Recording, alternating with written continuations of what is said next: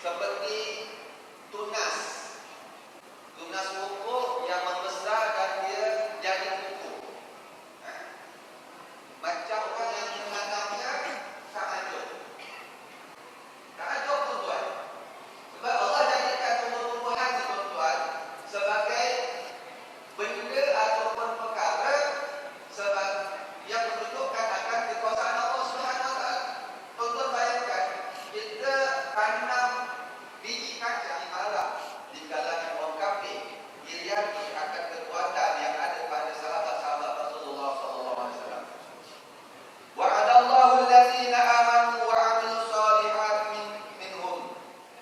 Allah janjikan kepada mereka yang beriman dan beramal soleh di kalangan mereka itu maghfiratan wa ajran azimah, keampunan dan pahala yang besar. Tuan-tuan, puan-puan, hadirin dirahmati Allah.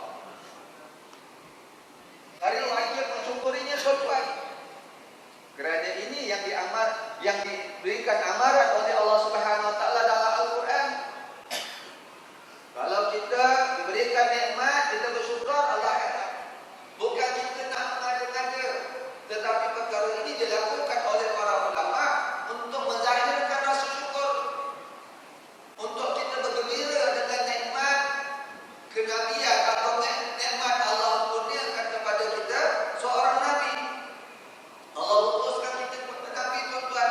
Bayangkan kita tengok bagaimana apabila tempoh yang jauh yang dilalui oleh satu kaum, bila mana nabi mereka telah berpecah belah tuan-tuan,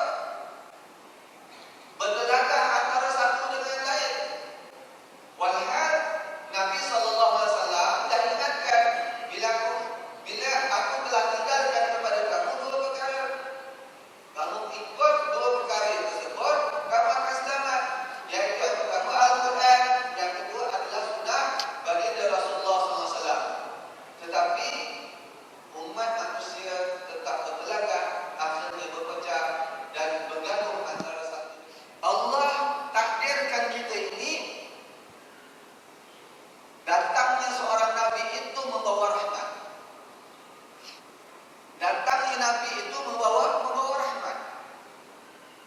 Jelas bagaimana yang tuan-tuan mungkin perasan dalam beberapa spanduk yang dipertandingkan sempena majlis pada kali ini tuan-tuan, tertera di situ kalimat juga ni tuan-tuan. Kadang-kadang